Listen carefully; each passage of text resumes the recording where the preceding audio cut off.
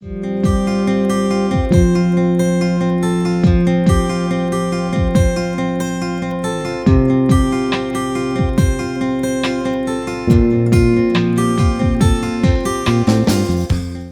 R. Hemavati is an assistant professor in mathematics in Queen Mary's, Chennai. She has specialized on functional analysis. Having 12 years of experience in teaching, she has won various awards for her performance. She has published papers in 14 international journals, 3 national journals, and has presented papers in 10 international and in 5 national conferences. She is also one of the editors for an international journal.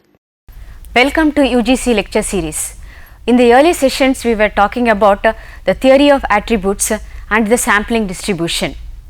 Going ahead with the talk of the topic sampling, in this session, we are going to talk about test of significance.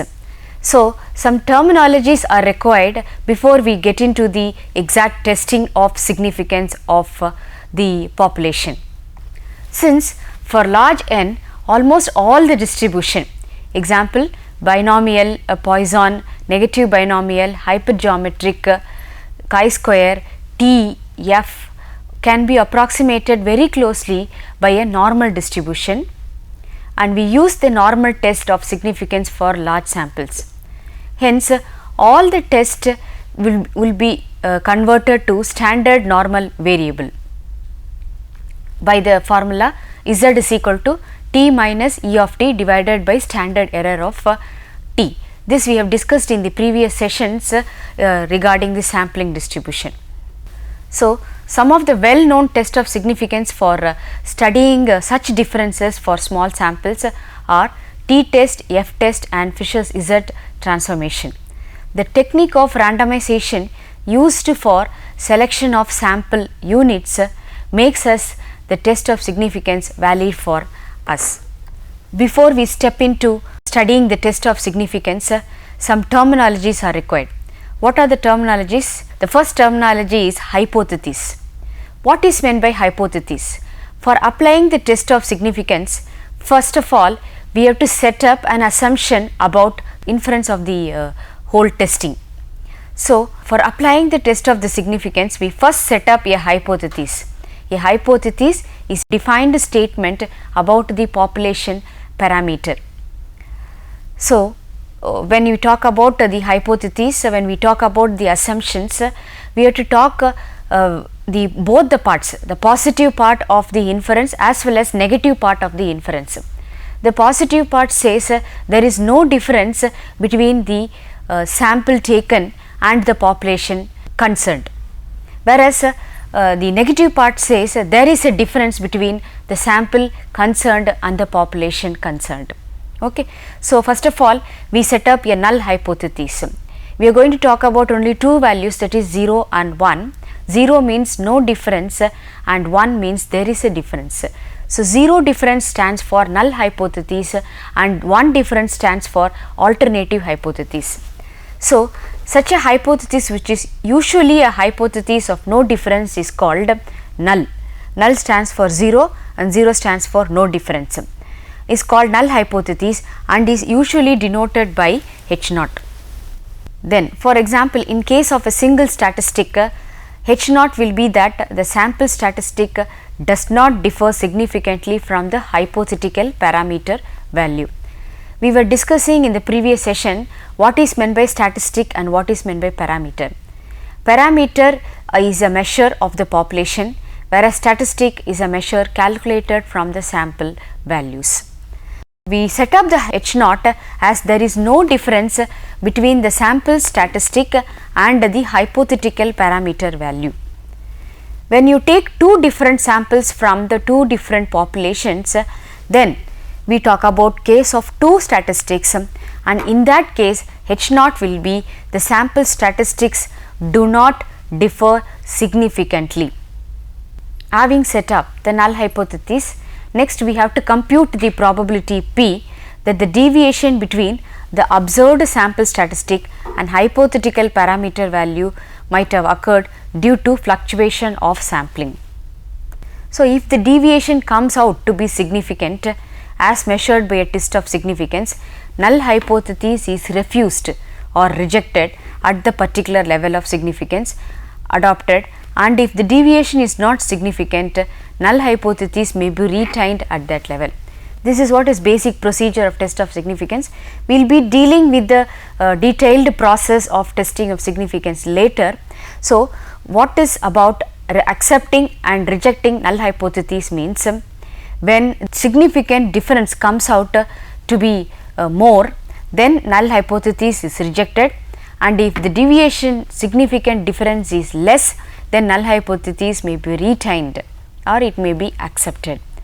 So, when you are talking about the topic of null hypothesis, we have discussed how the null hypothesis is set up and how it plays a role in accepting or rejecting the population parameter. Okay. So, whenever we set up a positive part, there is also a negative part that is called alternative hypothesis. That is another part of the hypothesis concerned, that is alternative hypothesis. Any hypothesis which is complementary to the null hypothesis is called an alternative hypothesis, usually denoted by H1. Just recall, we have set up the null hypothesis as no difference between the sample statistic and hypothetical parameter value. So, its alternative will be there is a difference between sample statistic and hypothetical parameter value. So, for example, if we want to test the null hypothesis that population has a specified mean mu naught, say H naught is such that mu is equal to mu naught, then the alternative hypothesis will be H1 such that mu is not equal to mu naught. Okay, that is the exact alternative to null hypothesis. So, when mu is not equal to mu naught, there are two possible values. One is mu is greater than mu naught and another one is mu is less than mu naught. Okay. So, there are two possibilities and when mu is not equal to mu naught. In this case, it is known as a two-tailed alternative hypothesis. Setting of alternative hypothesis is very important because it determines whether the test of significance concerned is one-tailed or two-tailed. Now, the one case where H1 is such that mu not equal to mu naught, you have two possibilities, mu greater than mu naught and mu less than mu naught, and the alternative is called two-tailed. Therefore, the test of significance concerned is also two-tailed. Okay. And there is also another possibility when H naught is such that mu is equal to mu naught. Equal to mu naught, you have three possibilities, right? When is mu not equal to mu naught, mu can be only greater than mu naught and mu can be only less than mu naught. All these three are exactly alternative to mu is equal to mu naught. So, there are three possibilities. The first possibility we have talked is two-tailed, whereas the second and third one where such that H1 is such that mu greater than mu naught alone, where mu less than mu naught is ruled out here, specifies only one-tailed alternative. In that case, the test of significance is called one-tailed test. Similarly, H1 such that mu less than mu naught is also one-tailed, where mu greater than mu naught is ruled out here and we have only one possibility, H1 such that mu is less than mu naught, and it is also one-tailed alternative, and hence the test of significance concerned is one-tailed test. So, that is what is discussed here. The alternative hypothesis in 1 is known as a two-tailed alternative, and the alternatives in 2 and 3 are known as right-tailed and left-tailed alternatives respectively. This particular second one, mu greater than mu naught, is called right-tailed test and right-tailed alternative, and H1 such that mu less than mu naught is a left-tailed alternative. As I was discussing, the setting of alternative hypothesis is very important since it enables us to decide whether we have to use a single-tailed right or left-tailed or two-tailed test. Okay. After studying about the terminology hypothesis, next we step into studying the terminology errors in sampling. The sampling is done by random process. So, definitely there is a chance of error because no one is 100% correct and there is always a possibility of error. What kind of errors is possible in sampling theory? That is, the main objective in sampling theory is to draw valid inference about the population parameters on the basis of the sample results, where the sampling is done on randomization process. In practice, we decide to accept or reject the lot after examining a sample from it. This accepting or rejecting the lot after examining a sample from it is decided by the test of significance we are concerned. As such, we are liable to commit the following two types of errors. What are the two types of errors? Type 1 error says rejecting H naught when it is true. Is it not an error? Rejecting H naught when it is true is definitely an error. When it is true, it should be accepted. So, when it is rejected, that it is called a type 1 error. It is like when you are examining an items in an industry, the defective item is taken into account and the good ones are rejected. Good ones are rejected is called type 1 error. Okay.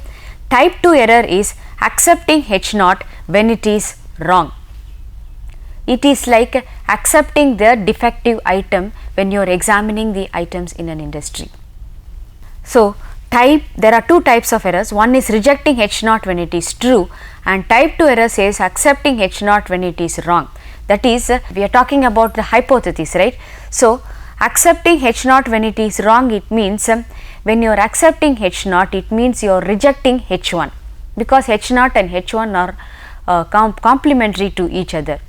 Okay. So, that is accepting H naught when H1 is true, and the probabilities of rejecting H naught and accepting H naught has some values, that is called alpha and beta.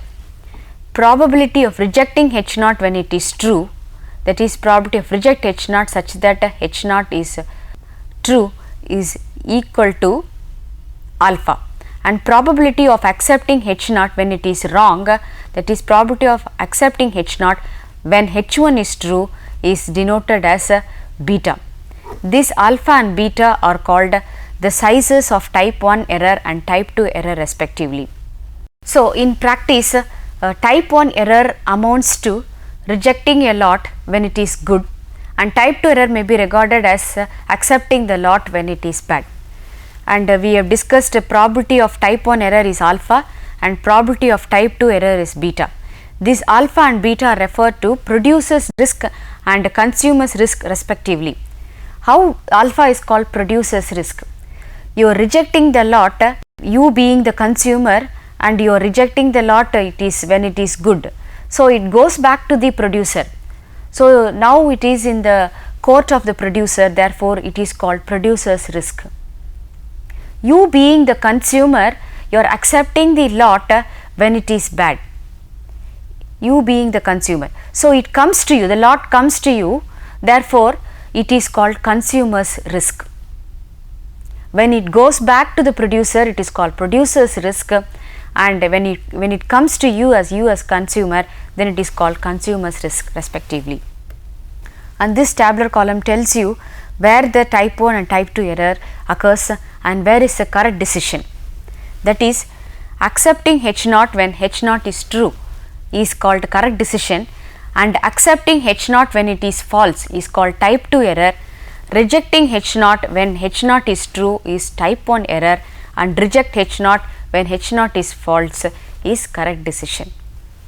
Continuing with the discussion about the terminologies in test of significance, the next terminology is critical region. A region corresponding to a statistic T in the sample space S, which amounts to the rejection of H naught, is termed as a critical region or region of rejection. That is, when you are talking about the type 1 and type 2 error, it means it is probability of T belonging to omega where H naught is true is equal to alpha, and probability of T belonging to omega bar means it H naught is accepted, and when H1 is true is equal to beta. where omega union omega bar is yes and omega intersection omega bar is a null set. If omega is a critical region and if t is equal to t of x1, x2 etc. up to xn is the value of the statistic based on a random sample of size n, then probability of t belonging to omega where h0 is true is alpha and t belonging to omega bar such that h1 is true is equal to beta, where omega bar is a complementary set of omega is called the acceptance region. We talked about the critical region and this particular region where critical region is rejected is called acceptance region. Next terminology is level of significance. Whenever you draw an inference about the population, we are not 100% sure. That kind of discussion we have done in the previous session when we are dealing with the sampling distribution, because 100% inspection is also not possible because of the population is infinite and it is not possible in some of the cases.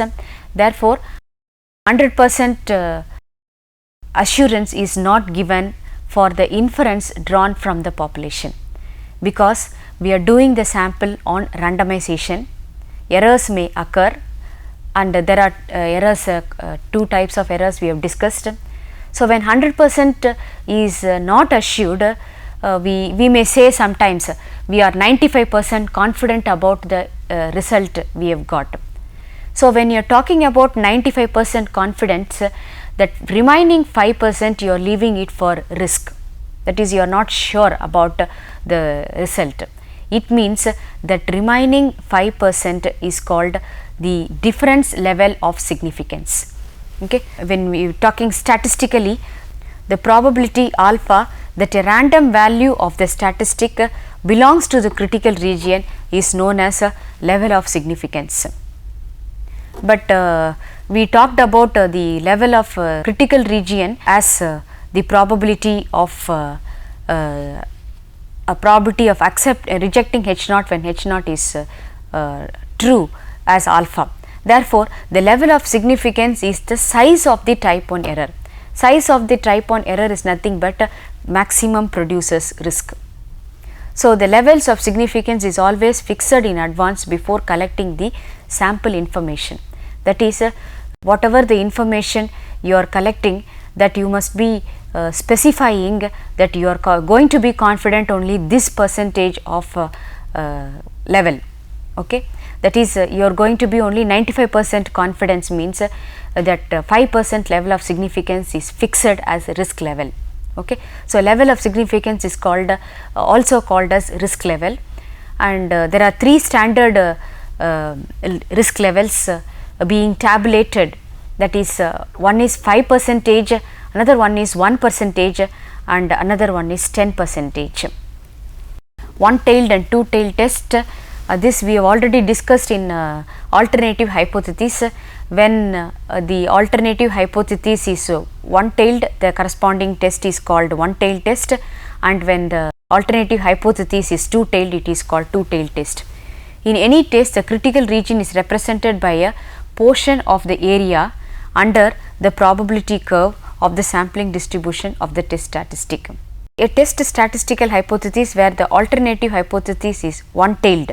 One-tailed in the sense right-tailed or left-tailed is called a one-tailed test. And for example, a test for testing the mean of a population H0 such that mu is equal to mu naught against the alternative hypothesis H1, mu greater than mu naught is right-tailed, or H1 mu less than mu naught left-tailed is called a single-tailed test.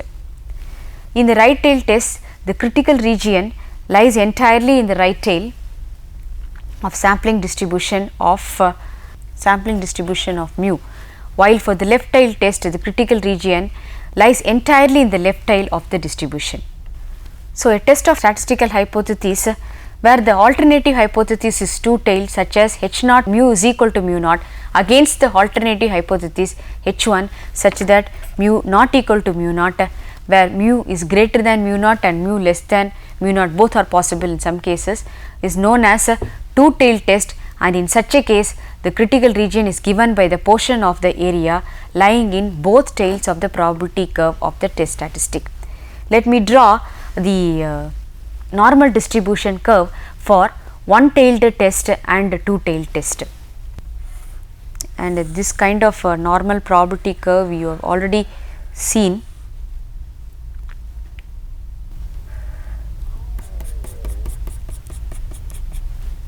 This is rejection region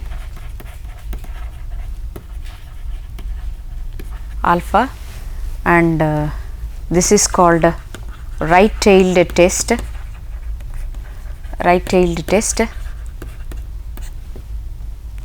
and level of significance here is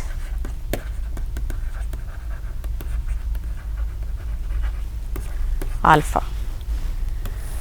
What about left tail test?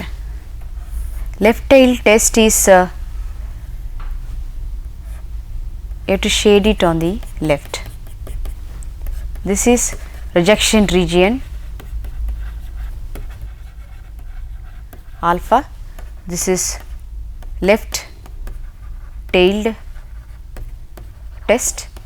Here also the level of significance is alpha. Okay. And this particular value is Z alpha, and here this particular value is minus Z alpha. Whereas in two-tailed test, both the sides are shaded. This is minus Z alpha. This particular part always stands for Z is equal to 0, and this particular part is Z is equal to alpha. Okay. So, this is called a lower critical value, and this is rejection region. Here the rejection region is being divided into two parts. One is alpha by 2 on left and alpha by 2 on right side. This particular value here is called upper critical value.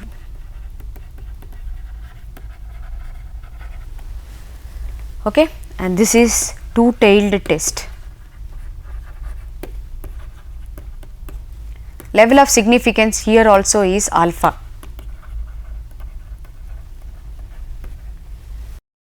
So, in a particular problem, whether one-tailed or two-tailed test is to be applied depends entirely on the nature of the alternative hypothesis. If the alternative hypothesis is two-tailed, we apply two-tailed test, and if alternative hypothesis is one-tailed, we apply one-tailed test. For example, suppose that there are two population brands of bulbs, one manufactured by standard process with mean life mu1, and the other manufactured by some new technique with mean life mu2. And if we want to test if the bulbs differ significantly, then our null hypothesis is H0 such that mu1 is equal to mu2. Mu1 is equal to mu2 means the bulbs produced by standard process is actually mu1, and the bulbs produced by the new technique is mu2. There is no difference between the standard process and new process. This is what is H0. What is the alternative hypothesis? Will be H1 such that mu1 not equal to mu2, thus giving us a two-tailed test. Actually, we are discussing an example for two-tailed and one-tailed test. However, if we want to test if the bulbs produced by the new process is better, then we have H0 mu1 is equal to mu2, H1 will be mu1 is less than mu2, that is mu1 is standard process, mu2 is a new process. We are going to test if the new process is better, that is H1 is such that mu2 is greater than mu1. Better means it is going to give the bulbs produced by the new process will give more life than the mean life of the bulbs produced by the standard process. So, H1 is such that mu2 is greater than mu1, or you can write it in this format of mu1 and mu2, mu1 is less than mu2. This particular H1 such that mu1 is less than mu2 mentions this is going to be a left tailed test. Okay. We cannot decide H1 on mu2 greater than mu1 as a right tail, that is wrong. It should be converted as mu1 is less than mu2. Therefore, this particular test is called left tail test. Similarly, for testing the product of new process is inferior, we will have H1 as mu1 is greater than mu2, thus giving us a right tail test. Thus, a decision about applying a two tail test or a single tail test will depend on the problem under study. Now, continuing with the discussion about terminologies in test of significance. Next terminology is critical values or significant values. That is, this is the calculation part and the most important part of test of significance. The value of test of statistics which separates the critical region and acceptance regions is called critical value, and it depends on the level of significance used and the alternative hypothesis whether it is two tailed or single tailed. As been pointed out earlier, for large samples the standard variable corresponding to the statistic will be Z alpha, and the value of Z alpha is equal to t minus E of t by standard error of t. The value of Z given by this star under the null hypothesis is known as test statistic. In this session, for discussing about the test of significance, some terminologies are required. We are going to take up a case and we are going to test the significance of the sample statistic and population parameter. Therefore, before testing the significance, some terminologies should be understood. That is, the terminologies like hypothesis, critical region, level of significance, errors in sampling, that is type 1 and type 2 error, tailed test, that is one tail test and two tail test, etc., was discussed in this session. Based on this discussion in this session, the following questions may be posed. What is meant by test of significance? Define null hypothesis and alternative hypothesis. Mention two types of errors. Define level of significance. Thank you.